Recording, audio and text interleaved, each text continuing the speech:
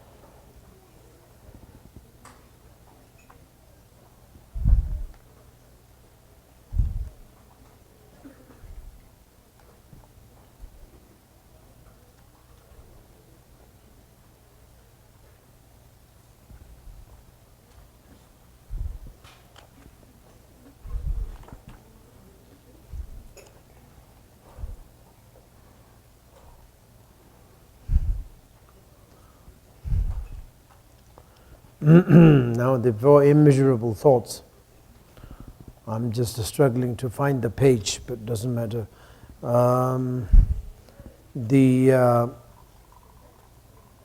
That is the main practice of the bodhicitta vow, bodhicitta practice. Needs to really be that way. Four immeasurable thoughts, yes, right. Goes, it's actually reads this way. The compassion comes first. No, the love comes first, and then the compassion, and then the I don't know what they call it authentic happiness. Yes, right here, and then then the equanimity comes the last. So when you read this, it reads like this. But the practice-wise, it has to go the other way around. The equanimity, the equanimity comes first, because the sense of equanimity is very important. Not only just equanimity in the deep thought and deep understanding, but physically speaking, we are very much like we should really be treating equally, very important. Gender equality, for example, is the one thing that we are talking about, gender equality. So this is the only one of the things that something to do with equality. And equanimity is a little bit of more subtle. Equanimity means little subtle, and the little subtle phenomena of the equality. So anyway, all these things comes into one family. Needs to be really treated as a one family. It's a very important. However, people means like ignorant people, or the people, like lay people, don't understand how important the equanimity. They know that the love is important, and they know that the compassion maybe is important. They know that. But then they know that the happiness is, of course, it's important. But then they don't really know the equanimity is that important. And therefore, since the equanimity is really the main cause of the everything, and since we don't know about it, then we are now naturally having a little bit of trouble to develop the compassion and love.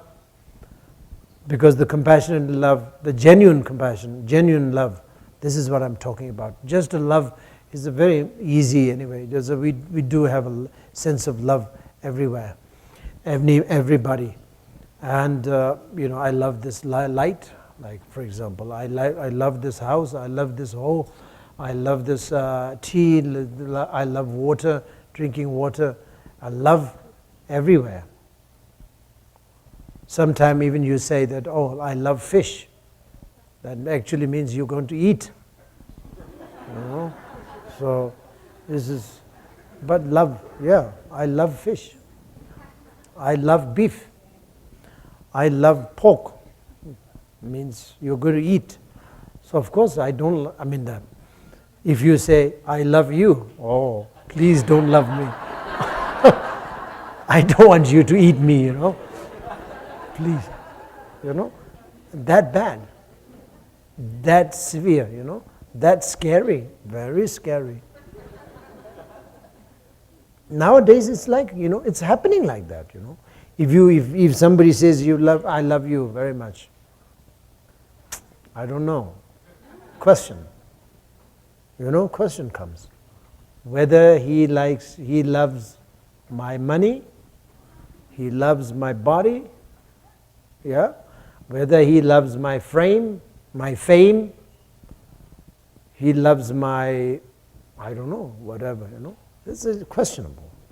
Love is always now misused, misinterpreted, I don't know, something like that. It's always very dangerous. Nowadays, love is not so easy anyway. Basically, of course, people loves you when you are young. Why? Because you look nicer. You have less wrinkle. You have less wrinkle. You have less gray hair. Maybe no gray hair at all. And you look much better. So they love you. So that means the love goes to the look. That actually means that particular love will be, I don't know, lasting for how many years, I don't know. As long as you don't have a wrinkle, love will be there. Yeah? As long as the wrinkle is, as soon as your wrinkle has been developed, love will be reduced. So it's like very impermanent, very sad, very sad. It's almost the same as loving fish, Almost. So I'm not being pessimistic. I'm not being negative, but you've got to be knowing all these things anyway. These are the secret. These are the secret to us. These are the main kind of thing that we have to understand. So, this is something to eat. I love bread.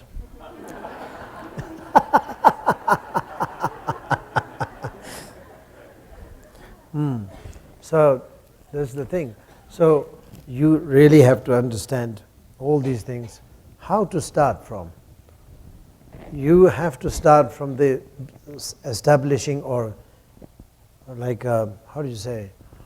You have to understand from the equanimity. You have to start from the equanimity. Sense of equanimity has to be developed. That is one of the procedure that you have to do in order to make the sense of love very genuine, very authentic. And so, first of all, equanimity. Equanimity actually means, equanimity has to be developed through a little bit of subtle understanding of the phenomena. If you go a little deeper, then of course it goes to Mahamudra. It goes even deeper than everything. Like it goes up to the Madhyamaka and all these things, very deep. But now, of course, we don't know Madhyamaka, we don't know Mahamudra. Yet we are going to talk about Mahamudra a little bit, but of course, very much external anyway. I'm not going to go through a very deep Mahamudra anyway. We don't want to waste time anyway talking something that we don't know what we are talking about, what they are talking about. Nonetheless, we have to understand a little bit about the Mahamudra, or the principal state of the phenomena, the basic state of the phenomena. That makes you feel equanimity. without taking any mistake, without sort of like a without misunderstanding. So equanimity, as it says, may all remain in a state of equanimity, and the equanimity between the attachment and aversion. So first of all, I think, to my understanding, people should know about the attachment first, because many people, they don't understand about the attachment, to my understanding anyway. Maybe that's not the case, but I do feel that many of us, we don't understand attachment. When we talk about attachment, like for example, the Buddhist teaching always say non-attachment. Don't get attached, So they think it is a principle teachings of Lord Buddha, which is true, in a way. It is, so therefore the renunciation, always talk about renunciation. You have to renounce. And practically, of course, in Vinaya, when you become monk, when you become a nun, you renounce. You renounce your family first. Then you shave. Then you go to a temple, or we call it gumba. Gumba actually means far away from the mundane activities. Gumba is not a name of a structure of the temple. No, Gumba is the name of, like what we say, kilometer, miles, and whatever, This, what do you call that? The measurement of the distance. Kilometers, meter, feet, and centimeters. We have names. So the same thing. Gumba is the name of a distance. So we go to that distance far away from the activities of the mundane, and we renounce. So this is, in a way, it's true. In a way, that is the principle of the practice of the Vinaya and Buddhist practice. But in another way, you have to understand a little bit more deeper into it. Why? Because those people who are not able to do that sort of renunciation, namely, monk or nun. There are heaps of people who cannot be monk, who cannot be nun. So for those people, what should I do? What should we do? For those people, we should understand that there is a two set of renunciation: inner renunciation and the external renunciation. So external renunciation needs to be developed, to my understanding, needs to be developed through the inner renunciation. Inner renunciation is so important, I think. Inner renunciation. So inner renunciation is something that you have to develop again, as I mentioned before, the other session.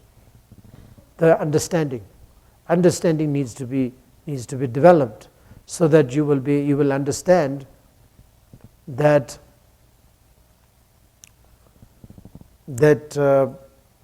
all the phenomena doesn't really have, how do you say, its own inherently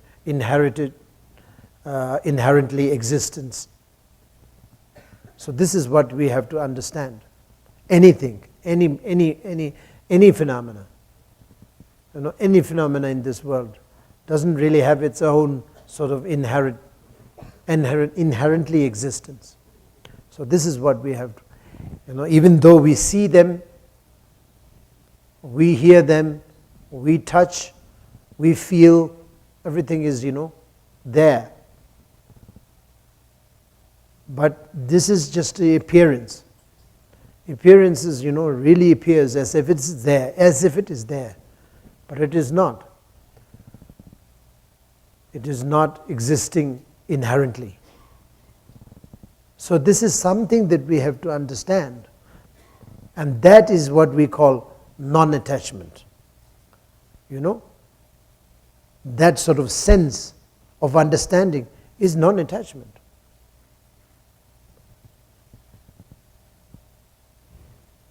People think like people do think like lay people. They do think that like for example, many of my students also. I mean, sorry to say, but many of my students they feel like, for example, if you have a good watch, very good watch, very expensive. Not to say that this is expensive, but this is very cheap, the cheapest one anyway. But anyway, it's a very, very, very big and very expensive watch you are wearing. Then some of my students also, they feel something like, they don't feel very comfortable because they're Buddhist. They're being Buddhist. They're just trying themselves to be pretending they're Buddhist. They're very good anyway. They're pretending. So they say, why do you wear such an expensive watch? Aren't you Buddhist? Or why do you wear this? Aren't you a Bodhisattva? Aren't you a following Bodhisattva? Something like that. Why do you wear this? Aren't you a monk? Why do you wear this? Aren't you a nun? Or something like that. So this actually means they are, sorry to say, but they are misunderstanding the attachment. The attachment, they don't really know. They don't get it. They don't get the, the connotation of the attachment. They don't understand. They think the attachment means you love something. That is not right. That is not allowed. That's not allowed. For them it's not allowed at all. So maybe I love my wife. I love my husband. Not allowed. No way. Because you're Buddhist. You shouldn't love your husband. You shouldn't love your wife. You shouldn't love your children. As then, what kind of Buddhism you are talking about? You will be like a monster. Yeah? As a result of the being Buddhist, that sort of Buddhist, you'd end up, I don't know, worse than a monster. You shouldn't love anybody. So you shouldn't be having good things around you. You shouldn't be having a good house. You shouldn't be having a good bed. You shouldn't be having anything. So of course, this is kind of understanding that people has, and this is a big misunderstanding. So attachment, what do you call that? Attachment and non-attachment. Attachment means, to me, okay, if I'm wrong, please correct me anyway. Really, to me, attachment means looking at the things, whatever, be it your wife, be it your husband, be it your children, be it your house, be it your car, I don't know, whatever. Maybe it's country, maybe it's nation, whatever. Looking at them and seeing them as it appears to be.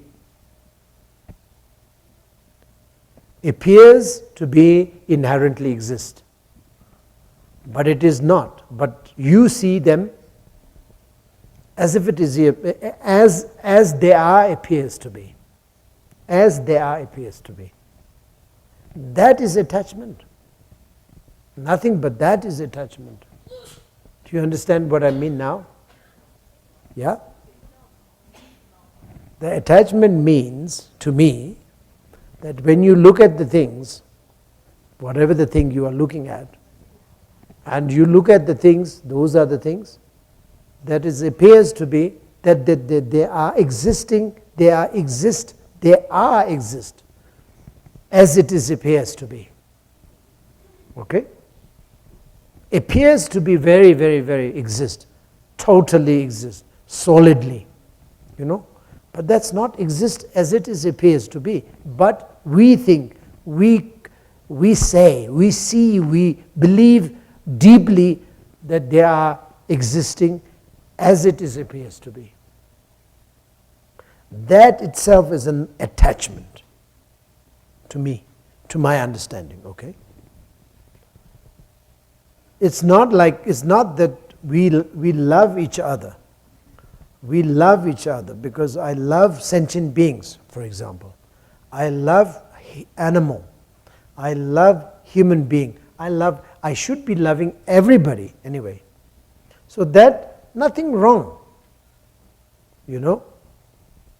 And I'm taking care of somebody else. There's nothing wrong.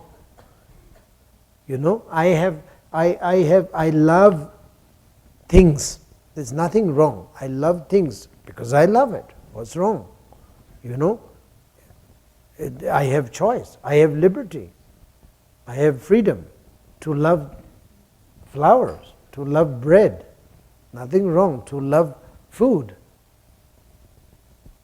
But what is the thing that it shouldn't be, I should not have when I love bread? This piece of bread should not be existing as it is appears to be, to me, at least. That is the thing. But if I see this bread as it is appears to be, exist as it appears to be, then this is wrong. This should not be there. So anyway, it's a kind of a deep philosophy, but there's no choice, that you have to go through a little bit like cultivating that. You have to cultivate that. You have to be sort of contemplating a little bit, you know, contemplating on that. You will know. For example, like years ago I was very young. Now I am very old. Really.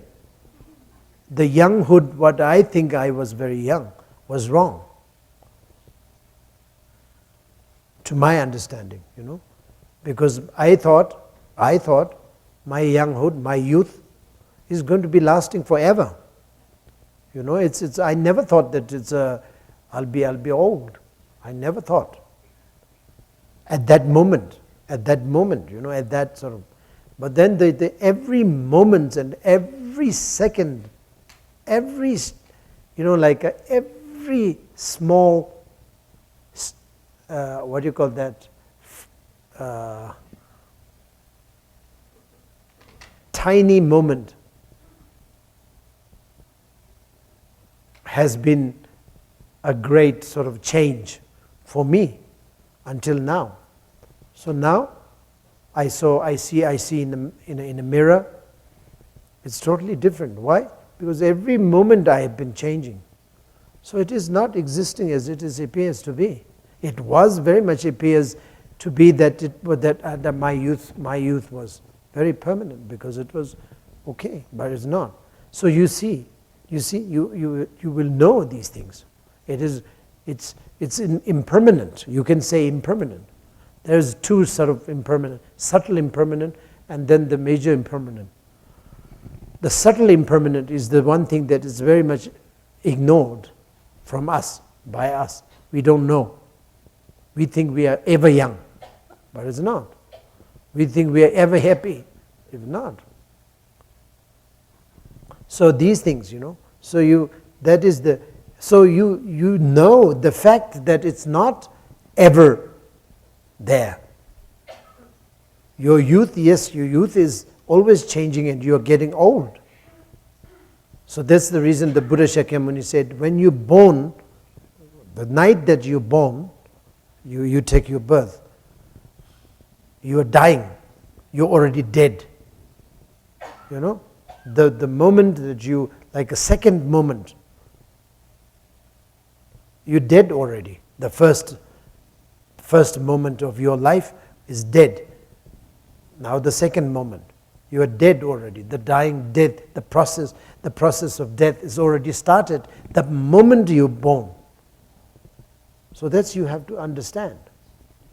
If you understand that, if you do manage to sort of keep yourself understanding on that sort of continuation of that existence, then you definitely will understand what is really the non-attachment. The non-attachment is there. The understanding itself is non-attachment. Now it's clear, you know. So if you do not, now, one has no skills or no understanding of being this, how do you say, impermanent and subtle impermanent and all these things, then you are attached. Even though you don't have to say, oh, I am very much attached to my mug. So you keep a string here and then you wear it on the air, on the neck, and say, I love this mug very much, I'm attached. No, you don't have to say that. You just, even if you don't have anything, you don't have a house, you don't have any family members, you are like a very much yogi looking, long hair, long beard, long beard, long hair, whatever, yogi. Oh, he's a yogi, He doesn't have anything. He's walking with a stick. One stick, that's it. He doesn't have even one single dollar. What a great, he's a yogi. Yogi actually means free of attachment. But who knows he's a free of attachment or not. But of course he's a free of dollar, yes.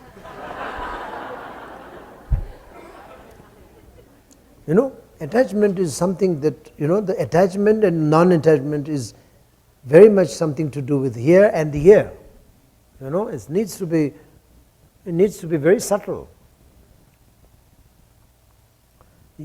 You can be very non-attached, yet you have castles and cars and family members and everything. But you are very much non-attached. You are a great yogi, actually. But apparently, out externally, you're not appearing as a yogi, You are always shaving and nice and clean and, very nice. Yet you are a great yogi. You are a great yogi. Why? He's not yogi. Come on, yogi. How can he be yogi? He's driving such a nice car. He lives in such a castle. How can he be yogi? No. Yogi actually means attachment and non-attachment. That's the kind of thing that we have. He has no attachment. Why? Because he understands. He understands that this is not existing. His castle is not existing as it appears to be. His cars are not, he understood his cars, that is not existing as it appears to be, as the eye appears to be. So he understands.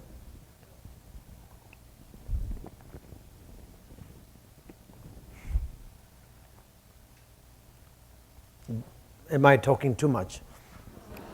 No. I think I'm talking too much, but anyway, because I didn't give myself time to eat this bread.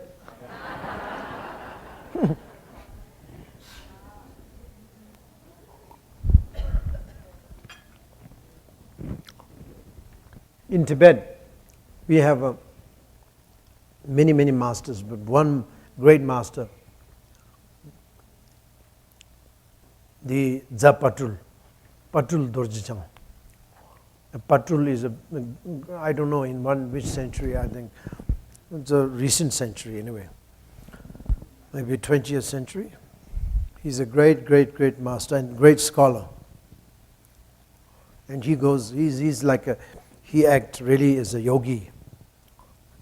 A walking stick, and then he walks around and that's it. He's very humble, he's very simple. And he's a very good friend of, one of the great master who called Dzogchen Rinpoche. His reincarnation is also here. I think it's I don't know. What is his relationship with the Sogya Rinpoche? I think Dzogchen Rinpoche goes with the Sogya Rinpoche, I think. I don't know. Anyway, it doesn't matter. Previous Dzogchen Rinpoche we are talking about. So the Dzogchen Rinpoche is also a great yogi, very great yogi. At that time, the Chinese, not the communist Chinese that came in, but before that, again one China came. That's, I think it's not Gongchen Tang, it's Kuomintang. Kuomintang came to occupy it, to destroy all the monasteries. So then that time, the Dzogchen Rinpoche has a big monastery, and he's a very, very wealthy. He's one of the wealthy Rinpoche, you know, wealthiest Rinpoche, I think. Very wealthy, but greatest yogi. So when the Chinese came in, that is now many years ago, maybe 200 years ago, almost, something like that. Dzogchen Rinpoche and his monks and his abbots and all this, everybody, they took out all the treasure, you know, the gold and whatever, you know, the silvers and gold and diamonds and all these things, because the Chinese are going to attack. So they're going to move somewhere else. They're going to run. So they're taking everything out in the courtyard, and they're packing, and then they're preparing to run. And the Zapadu Rinpoche came, and Zapadu Rinpoche said, I'm just, you know, jokingly said, oh, this great yogi, how can he be great yogi? Along with all these golds and all these millions of billions of, you know, money and golds and all these things, how can he be great yogi? I mean, he said, not how can he be, I mean, he said, you know, wow, such a great yogi has such a wealthy great yogi. How can, I mean, it's like, you know, like he pulled his leg a little bit by saying that. Just a jokingly. And then the Dzogchen Rinpoche started to say that, you know, yeah, your stick, I have seen your stick carrying that, your stick hand, you know, walking stick. Ever since I have seen you, many years ago, you have been holding this stick. How can one yogi, a great yogi like you, have that much of attachment to the stick? You know? So, you know, I mean, this is a great teaching. Both the command is a really great command, you know. The other one trying to say that, you know, trying to provoke him to say something. So of course Dzogchen Rinpoche said very clearly that, you know, you means not necessarily Zapatul, but he said, you know, I mean those people who has nothing but just a walking stick, not necessarily a yogi, because he is attached. He thinks that the stick exists as there appears to be, as it appears to be. So if you have that notion, finished. Even if you do have only one stick, nothing but as a property, you have one stick, that's good enough to spoil your mission. Anyway, you know. And if you do not have that wrong notion, you can never whole world, the property of whole world in your treasure box. Doesn't matter. You are yogi. You are a great yogi. So that is something you have to understand. But this is very, I don't know why, but to me it's very easy, but to people, the newcomer, Western Buddhist and maybe Asian Buddhist also, but newcomers, they don't understand. They seems struggling a lot to understand that. You know, when we talk about attachment. So, non-attachment, attachment is very much important to understand. What is non-attachment? What is attachment? So, if you understand that, you will not pinpointing, I mean, the people. How come he's wearing such a, I mean, in Australia, a couple of years ago, I was there. I was just staying there. I was just hiding myself there to relax and do nothing. And that time, His Holiness Sakyapa, the Sakyapa, the head of Sakyapa, you know, Sakya Dakshinamushi, he came down to Australia.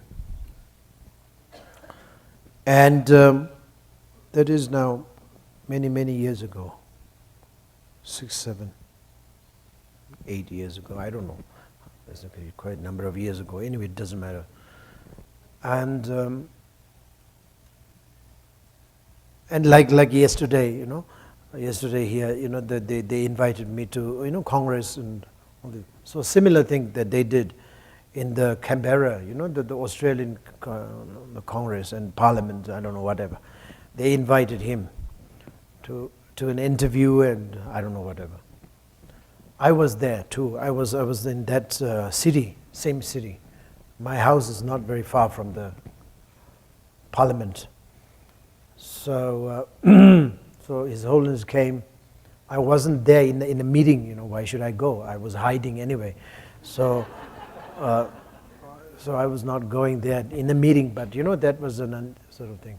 And they was there, and they was giving interview and all these things. And then, you know, the interviewer, the man didn't, I mean, he didn't understand, obviously. And he said, "Oh, you are a great master, aren't you?" And then, yes, whatever. And you are the number 2 to His Holiness Dalai Lama, aren't you? No? He didn't say anything. I saw in the television. I didn't say anything. One thing I want to ask you, you know, I want to ask you, why you look so rich? Because His Holiness wears this golden ring, golden earring, you know, the hairs and, you know, hair nicely combed and earrings and then he had on top of that he had a Rolex watch. So interviewer said, why do you wear this thing? Tibet has, you know, now the Tibet is a refuge and you are the great master. You are the Buddhist, you know, the presenting the Buddhist whole to the world. How can you be like this? You know, stupid questions, you know. Anyway, a lot of stupid questions.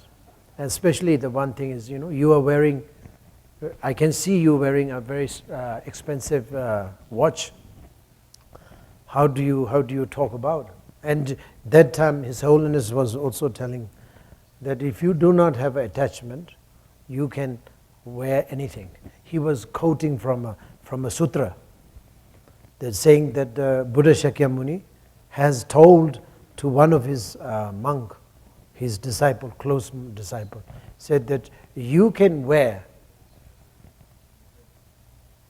a robe, you know, the robe that made out of 1,000 carat gold, 1,000 carat gold.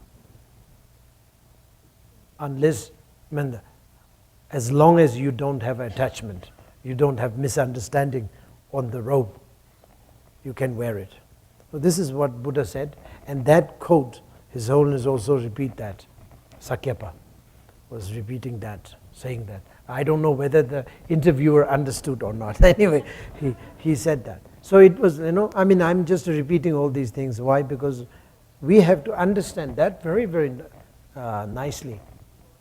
What is attachment? What is non-attachment? Many of the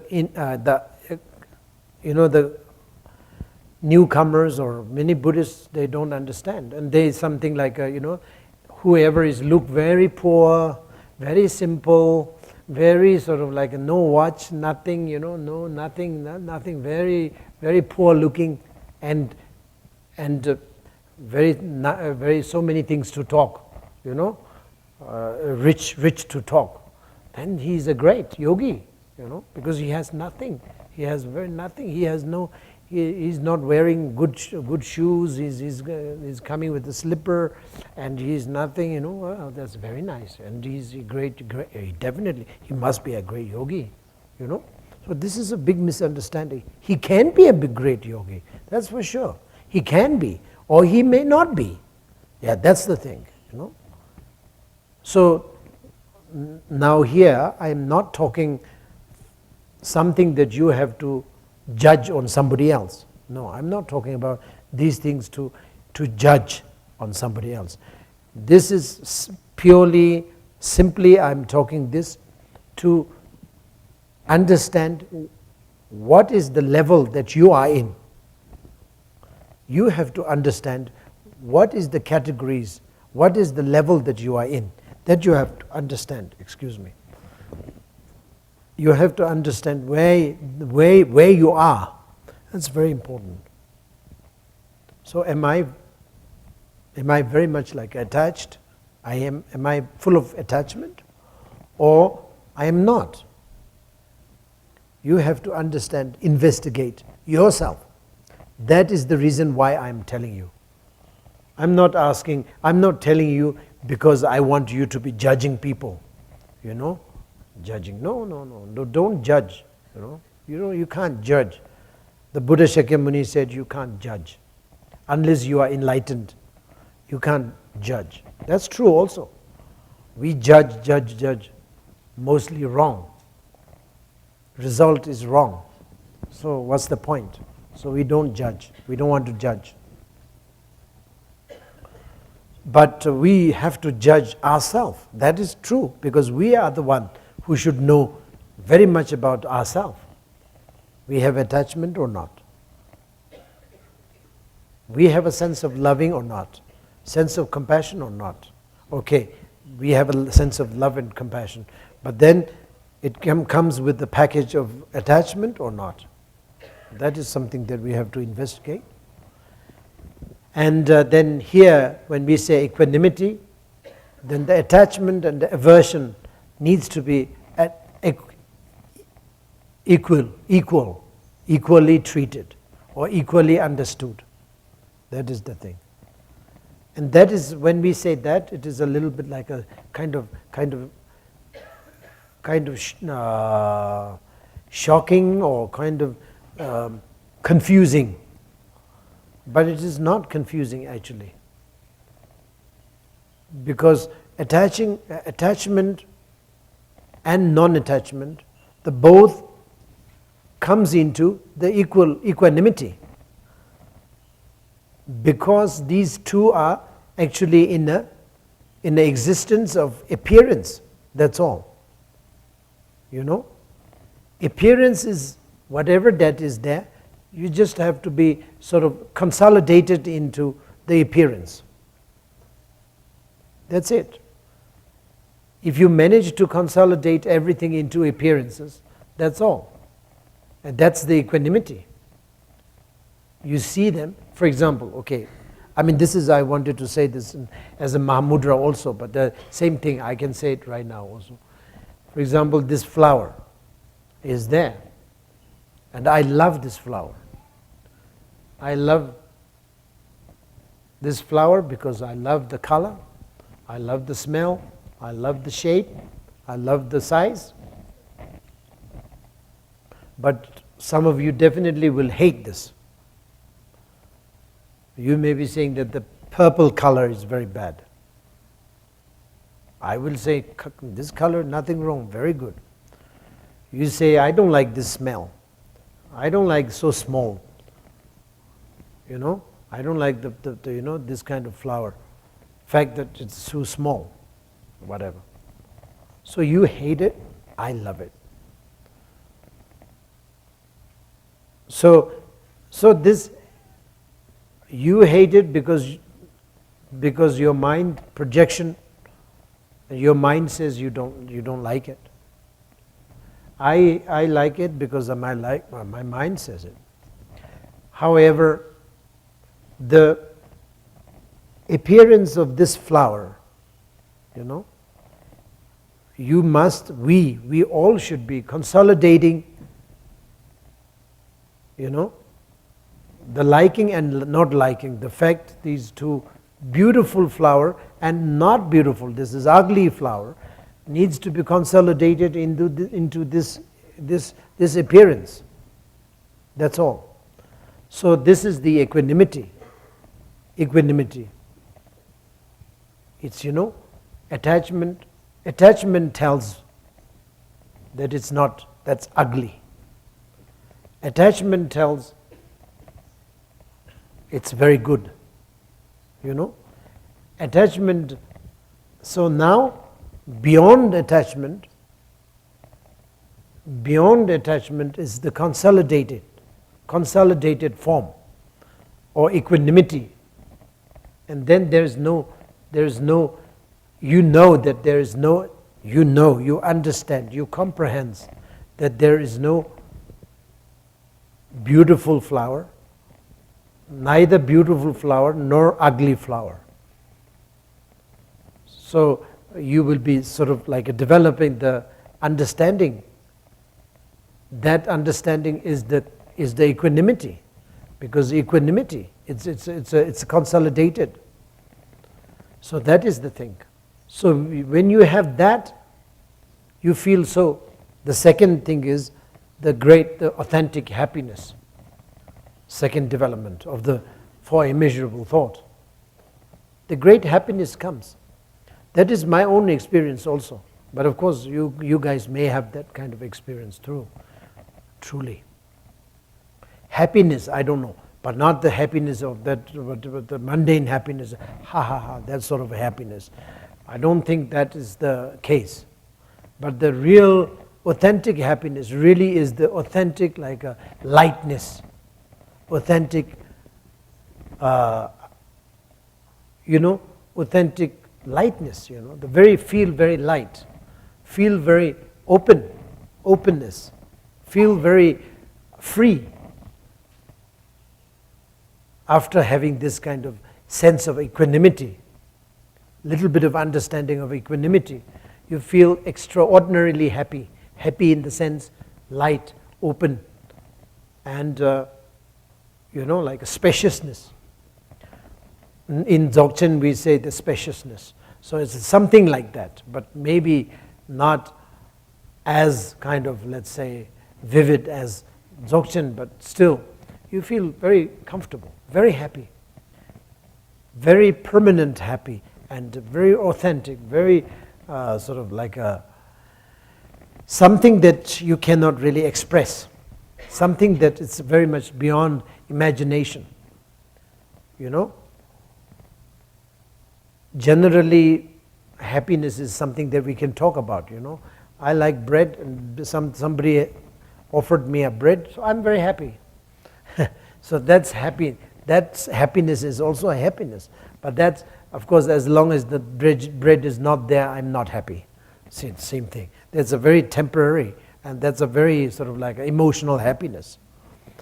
But the happiness that we are talking about, that is coming from the development of the equanimity, sense of equanimity, will last for almost forever. And it is very much unconditional, and it's a very authentic. But it's, I think, cannot be really said, cannot be expressed, cannot be imagined. I think it is very much like an experiential sort of happiness. One has to really go through it, and then you will feel it, that you will achieve it. It's not impossible. It is not very big achievement, I would say. It is something that you can feel. If you practice, you will see it. Maybe it is intellectually, but it's okay. Intellectually also, you will sort of feel. You will have that sort of, we call it dachi, donchi. There's a lot of things. But anyway, I don't know how to say it in English, but it doesn't matter. You'll have some kind of an example in setting up your comprehension, understanding, and that will make you also a big difference in your life, big difference. So what I'm trying to say is that the equanimity is a very, very important to understand first, to develop that kind of understanding. And after that, after really not only just a intellectual understanding, after getting a little bit of experience of it, then you'll have a very strong happiness.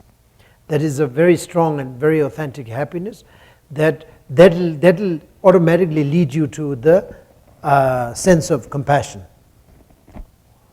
Because the happiness, right now we are happy because of bread, we are happy because of tea, we are happy because of alcohol, we are happy because of wife, because of children, because of husband. These kind of happiness is very, not only just being temporary, but it's a very conditional. And it will not be giving you, leading you to the compassion. It will lead you to another direction. It can lead you to a disappointment, depression. It can lead you to anger. This is happening. This is actually happening. Happiness, sometime, somehow, the common happiness or the mundane happiness leads you to anger, to a disappointment, to a sort of very stressed and very sad, very ugly, very bitter sort of experience. But of course, for that moment, that particular moment of a relationship, and that particular moment of, let's say, interaction, wow, you feel so good, this is the top of the world, you feel. But that will definitely, that somehow, sooner or later, it'll drops you down, and you feel such a ugly, when you look back at what you did a couple of hours ago, or maybe a couple of years ago, you feel such a shameful, such a bad, such a sad. So this means it's the mundane sort of happiness, which is nothing wrong actually. Anyway, if you go through the mundane happiness, of course, that is also good. You have to. I mean, this is nothing wrong. You have to have it anyway. This is a part of your life, part of your experiential life. You have to go through it, no doubt about it. But that's not the happiness that we are talking about. We are talking about something authentic happiness, which is something very much experiential knowledge.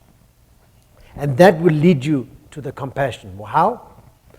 Because when you have that happiness comes from the knowledge of equanimity, then you feel so happy that when you look at the people, look at the beings, look at the people, they are so ignorant. When you look at the people, they are so ignorant. You know that. So then the compassion comes automatically, spontaneously. Wow. Look at the people and the tear comes. Tear comes out. This is what the great yogis, they all, they're written in their own songs. The Milarepa said many different yogis, they wrote the songs, and always often they say that, so sad. I mean, when I see a being looking at me, I can't stop my tears coming out. This is what they say. Looking at the beings, just looking at me, and I'm looking at somebody's face, and I can't stop my tear coming out of my eyes. This is what they say. I mean, they've written many songs. Why they have to cry is because so compassionate, so ignorant. That is the reason the compassion automatically comes. Because when I look at, just look at the dog. Look at a beautiful dog. And you just hold the dog and look at the eyes, and you have to cry. Because how ignorant this dog is. Ignorant in the sense, I'm not saying, this dog cannot talk Spanish. This dog cannot speak English or something like that. This dog has no jacket. How sad. This dog has no trousers. How sad. No, that's not like that. But this dog is such an ignorant that he doesn't know about the equanimity. So this applies to not only a dog. This applies to a king. This applies to a minister. This applies to a millionaire person. This applies to a mayor, to my wife, to my husband, to everybody. Whoever is ignorant anyway. You just look at them and so compassionate. You will be so compassionate. You will be so pity. You will be so feeling very poor towards the people. And then this is compassion, what we call it compassion. You're not doing anything, but you feel something. That is the compassion. When compassion be activated, then it is love. It's no more compassion. It's love. That is the third immeasurable, whatever that is, thoughts. Yeah, so that is the thing. This has to come from the equanimity. Equanimity, great happiness, then the compassion comes, then the love. So these three are the like experiential sequences. It's not like somebody wrote and you are obliged to go one after the other. No, it is just experientially. It comes one after the other. Maybe it comes just within a second, or maybe it takes pretty long time. It depends on somebody else's skills and and method and etc. So the compassion comes that way. Love is action. You have to be acting the compassion. Compassion comes, be acted, be activated. Then of course it is love. So that is the thing. So you do have to have a equanimity, sense of equanimity to start with. Otherwise, love will not be working very nicely. Compassion will not be working very nicely. Even though you have a little bit of compassion, what compassion actually means, I don't know.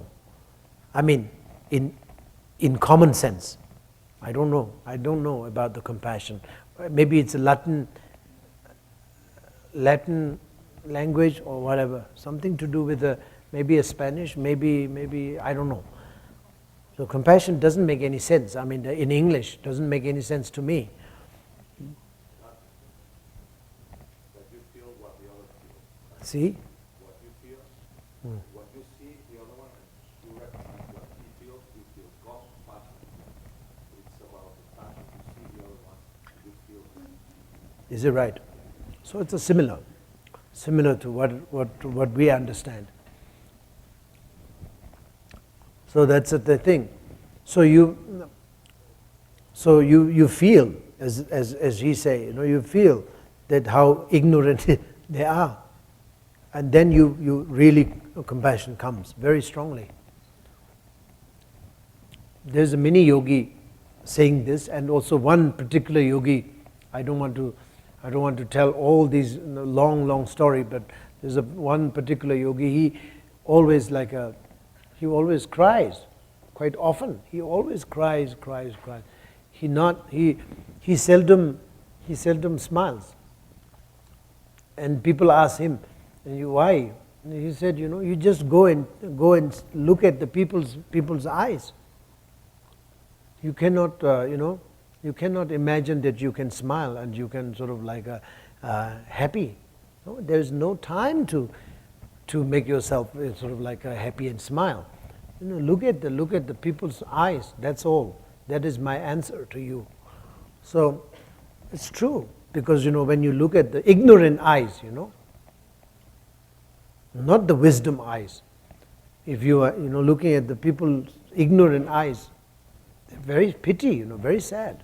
They don't know the sense of equanimity. Therefore, they are either driven by the attachment or what do you call that, aversion. So this is what we are experiencing anyway. Always life is driven by something else. We don't have a freedom. Actual fact is that we don't have a liberation.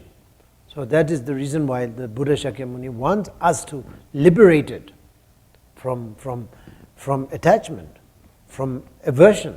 Not only attachment, but aversion also.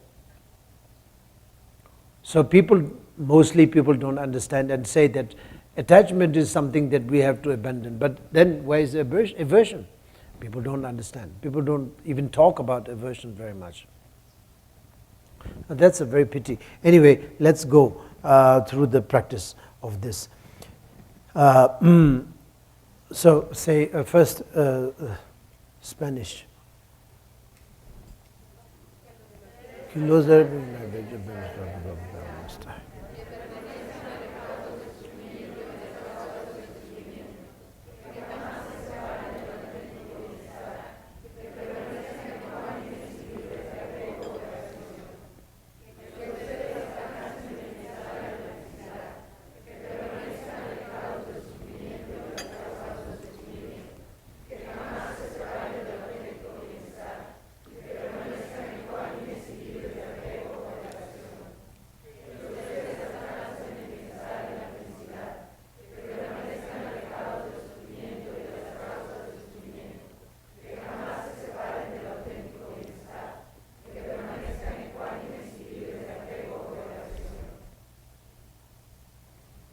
Now, any questions before lunch break?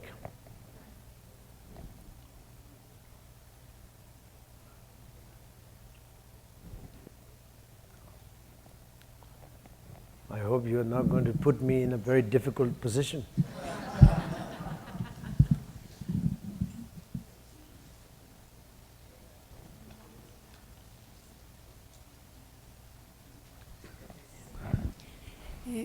Mi duda es cómo puedo saber si no me estoy haciendo una trampa, que creo que estoy desapegada, pero caigo en una trampa.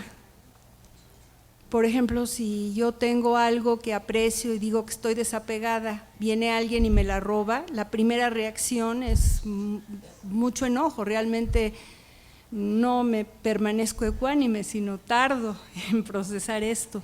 Entonces es un poco mi duda.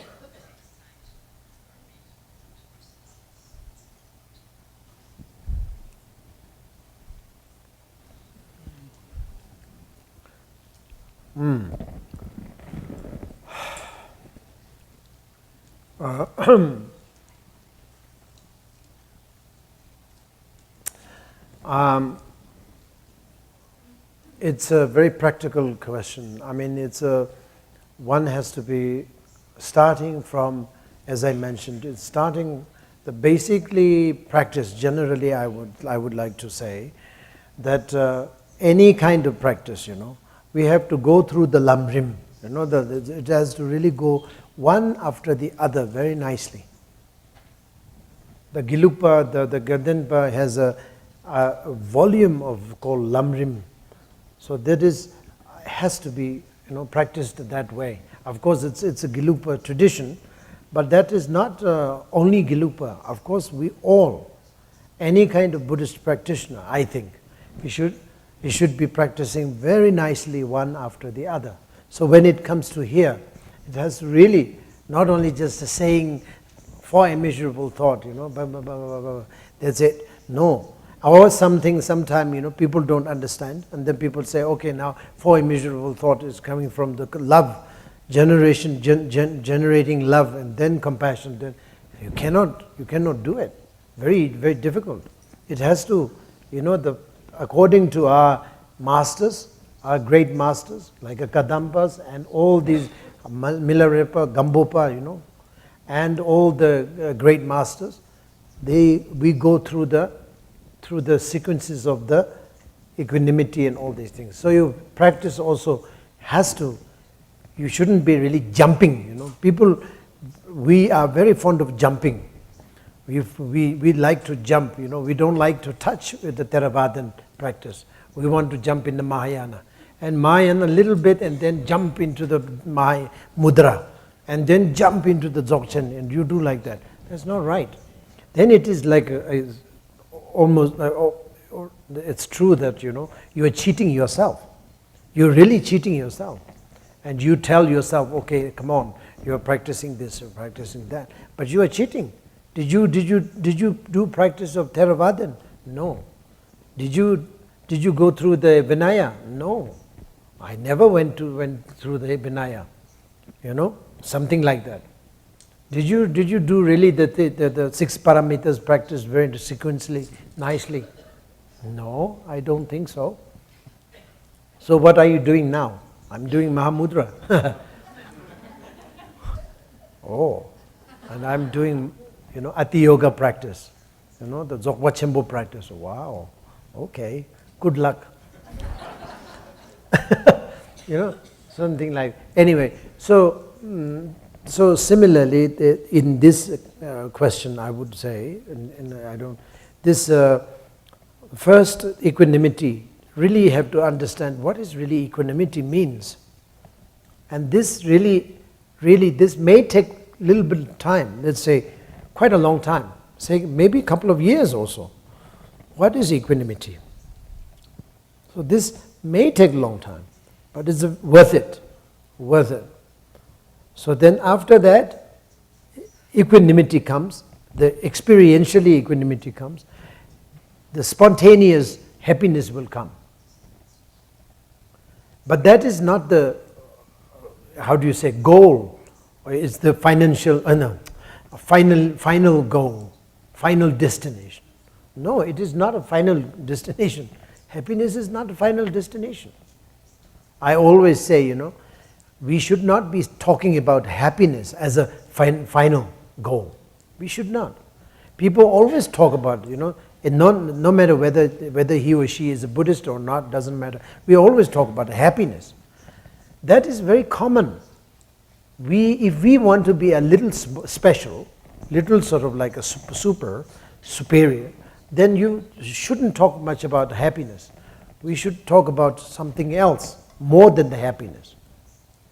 So here, happiness is not the goal, but that is one of the main thing that makes you compassionate, makes you compassionate, makes you feel so compassionate. Compassion really comes from the happiness, from that kind of genuine happiness. Like, maybe if I may repeat again, but like a flower, I will not be suffering and arguing, saying that this flower is a wonderful, please don't say that this flower is no good. I will not argue. I will be very happy. Anyway, I'm very happy with this flower. And also not only this flower being the very good and make me very, very happy, no. But whoever is hated, I will be laughing at. Because I know the fact that why this people is hating this flower. I know, so I will be laughing. I will be happy. I will be taking this as a very simple, very part of it, part of life. Same thing, if I have really the sense of equanimity, I will not be angry if you say something bad about me.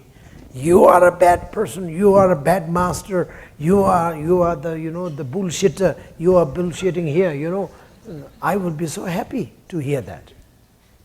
Happy in the sense, I'm not saying, I'll be like doing like this in front of you, no, it's not like that, but I'll be like, I'll be like sitting like this. I know why he's saying that to me, because it's his picture, because of this thing. It doesn't mean that I'm going to be bad.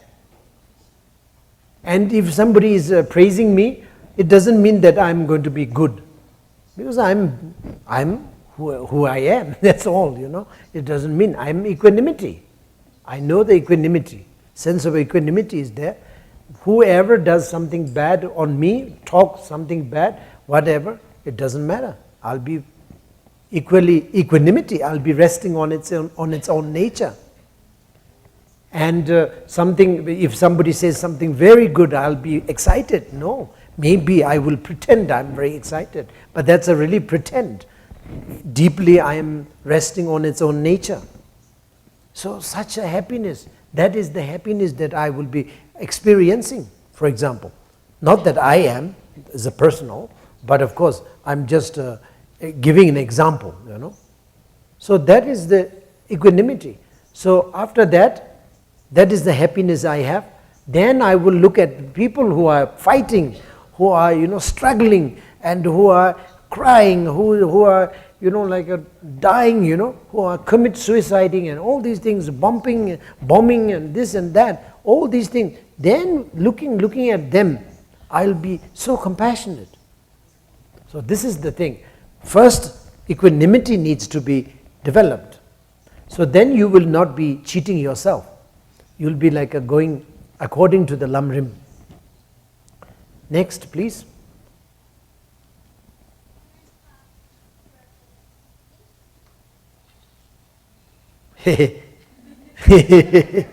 He wants to ask question. Is a little baby? No.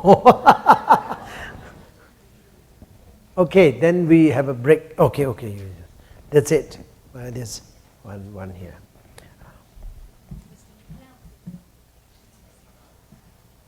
Yep. Bueno, buenas tardes. Muchísimas gracias. Estoy teniendo muchos problemas para entender el apego, ¿no? Como el apego a las cosas y el apego a las personas. ¿Por qué es como esta parte de tan difícil dejar ir a una persona, llámese como la muerte o en una cuestión de relación, ¿no? ¿Cómo poder entender esa parte?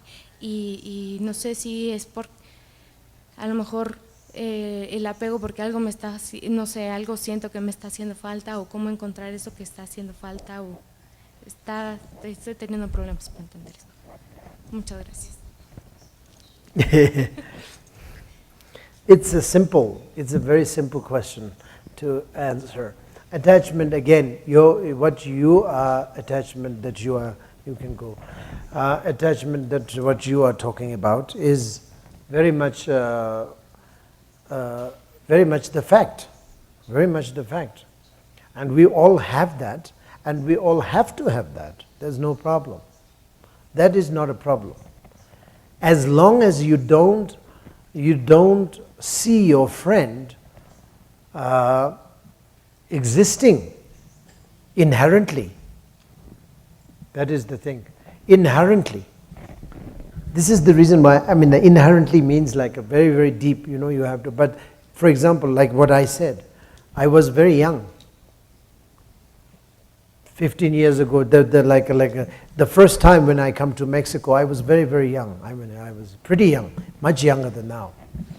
And less wrinkles, Yeah. And I didn't, how do you say, I wasn't sort of like become old overnight,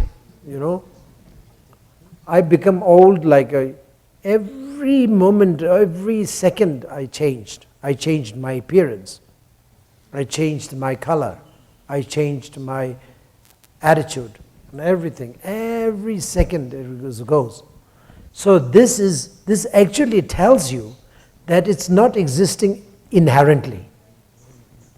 That tells you that it's not there. This is what I said. Let me repeat again. The Buddha Shakyamuni said, the night that the baby was born, he's already died. And people will be laughing, maybe, why? He's not died, not dead, no. Yes, but Buddha said it's very clearly that the second moment, the first moment died already, and the second moment comes. So that the process of death is already started, the moment he was born. So that actually tells you that it's inherently not exist. Okay? So if you know that very clearly, then you will have no, common attachment. It means the wrong way of looking at, wrong perception. So without wrong perception, you can have attachment. You can have your type of attachment, what you said. My friend died, I feel very sad. I have a new friend, I'm very happy, And I have my parents, I'm very happy. My parents are old, but they are still alive, Very happy, I'm very happy. And one day my parents died, I'm very sad. Yes, very nice, very good. It is such a nice thing that you have happiness. You are very good, very happy. You are very happy. You are very sort of like okay, and you are not okay. You are very sad because your parents died. Your friend left. Hey, of course, this is nice thing to have. There's nothing wrong, as long as you don't have the misunderstanding. The misunderstanding of your friend, misunderstanding of your father, misunderstanding of yourself, being inherently exist. Also, okay, next. One, oh. You. You? Oh, no. I thought you were standing there, ready to say something.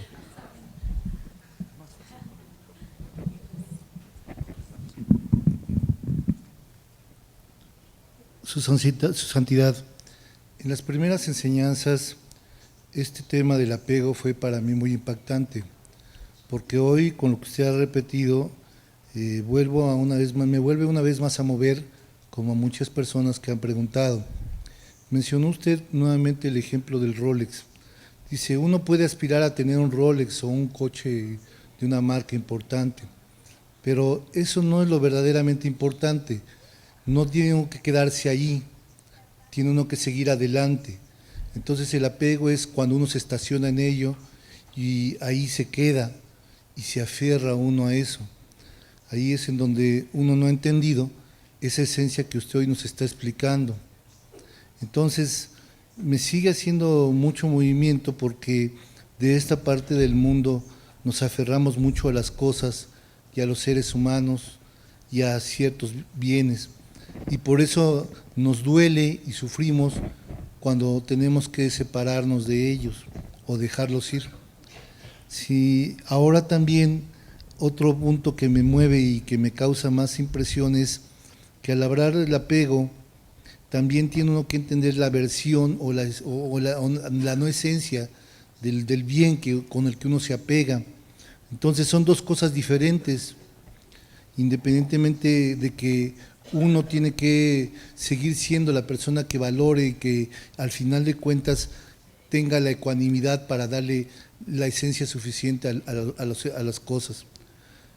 Lo último que quisiera yo preguntarle entonces también es, en todo esto de la ecuanimidad y los 4 valores inconmensurables, la importancia es que llegue uno a cada uno de esos valores, como usted lo ha dicho, de manera concatenada, encadenada. Y una de las frases que usted dijo al final en aquella primera práctica fue: amor más pasión es igual a compasión. Quisiera hablar nuevamente un poquito más de eso, porque es la parte que nos cuesta trabajo entender a todos, ¿no? Muchas gracias, Santidad.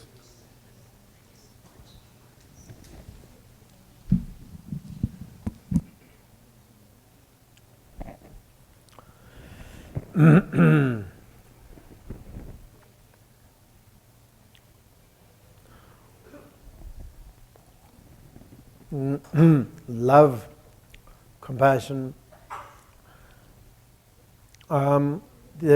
Let's talk about that first. So that love and compassion.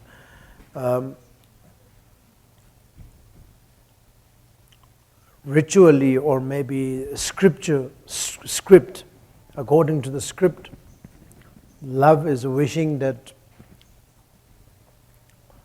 Love is wish for giving, wish to give bliss or happiness, and compassion is to take out the ignorant, to take out the suffering or the cause of suffering. So that is compassion. So that is what according to the script. But practically, the compassion, what I said, is it comes out from the happiness. And of course the compassion develops. You have to develop. Again, it takes pretty long time, or maybe not. It just depends on individual. So after you develop the compassion, then after developing the compassion, and then there is a result, the action comes out. And action means like an action of giving. Action of actually giving the happiness, whatever. Physical action, speech action, and mental action, all these things will be sort of spontaneously will be there. So that is the love. You, for example, you go in the people, society, and help them. After that, you will be doing that. And that is also unconditionally you will do that. If you have a conditional condition, then that means you're not doing very well. So unconditionally you will be doing that. So when you do this action, so you, whether that is right or wrong, or that is right, that is correctly done or not correctly done, only way that you have to understand, you will understand, is of course conditional or not conditional, unconditional. These two are the only way that you can investigate it from. So if it is unconditional, then it is quite correct way of doing it. And if it is very conditional, then it is not very correctly way of doing it. So you have to further develop. Further developed means further sort of, you have to further develop in the sense of equanimity, in the sense of happiness.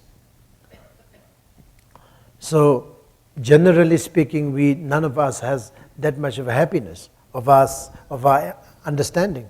I don't think so. That is the reason why we need to practice. We need to practice equanimity. We need to practice equanimity. So in that case, in that sense, you have to practice Madhyamaka. You have to practice Mahamudra. Before that, you have to practice renunciation. Like, for example, physical renunciation, mental renunciation. I don't know. Whatever it is necessary for you. You know, for many people it is very much necessary, the physical renunciation. This is Theravadan's way of practices. The Theravadan always talk about, not always, but often talks about the physical renunciation. Monks, you know, almost like people understand that Theravadan cannot be practiced unless you are a monk. They think like that. I mean, because masters also, they say almost like that. So people understand that way too. But that is not 100% true that way. Theravadan also can be practiced by lay people also. But it's like almost like the encouragement is so strong so that the people almost think that, you know, the Theravadan cannot be practiced unless you are a monk, you become a monk. That is not true, but it is like that because of the physical renunciation is so much emphasized. But so then that means, like, you know, that all these things has to be practiced. I don't know, I'm not really like specifically emphasizing on a particular kind of thing, but actually the practice is very much needed from a refuge, bodhicitta, everything. So before that, before immeasurable thought, some part of the relative bodhicitta development, and then before that, the refuge development. These all are very much needed to practice nicely. So then the happiness, sense of happiness comes. And happiness comes means, again, I repeat again, may I sort of like repeat again, that one should not say that I should be happy, like a jumping happy, you know, like a jumping happy, exciting happy. That's not the thing that I'm talking about. Talking about a very, very, very deep, stable kind of happiness, openness, spaciousness, deep sort of like and confident. It is like a more or less confident, you know. you feel very confident, very happy. You can call it happy because it's called happiness, but it is not like an exciting happiness, but it's a really, really confident, firm kind of happy, firm joyfulness. It's just something like that. You don't really know how to really put it in a mundane expression. So this has to be developed. There's no way, no second way to go about. You have to develop it. You have to cultivate it. You have to develop. Then you will reach to that level, that yourself, happy. And I said this many times already, that I'll be, for example, like myself, if I have that kind of understanding, I'll be happy. I'll be so happy no matter what. I'm happy. So this then I, even though you may not call it happy, I may not call it happy, but I will definitely not causing any problem. I will not be fighting, unless I have some reason, some big reason to fight. Otherwise, I wouldn't fight. I wouldn't cause any problem. Even though people may be saying something bad, I will not revenge. Why? Because I understand why people are saying that. So then I will be like a compassionate to the people who said something bad to me. I will be, as a return, I will be paying compassion. I will be conveying compassion, my compassion. As a return, I will be compassionate. And whereas right now, since we are not that second level of saying happiness, authentic happiness, then we will be revenging. If somebody says bad thing, I will say bad thing to him. If they say something bad, like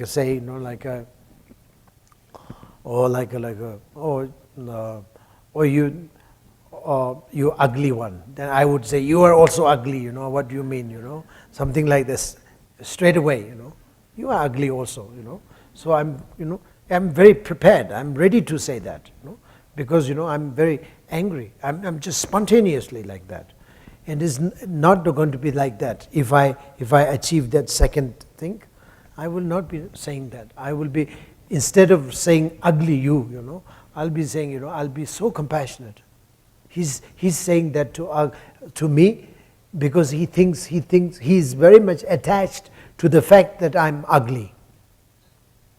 So poor thing, poor him, poor this person, that he's so attached to it. So his attachment is so strong that he cannot take me, the fact that me being ugly, he cannot take it. So he has to scold at me, So I would be very compassionate rather than revenging. You also ugly. What do you mean? You mean you very beautiful? No way. You're very ugly also. So I'll be like fighting. So that's the thing. So it's a lunch break. Thank you very much.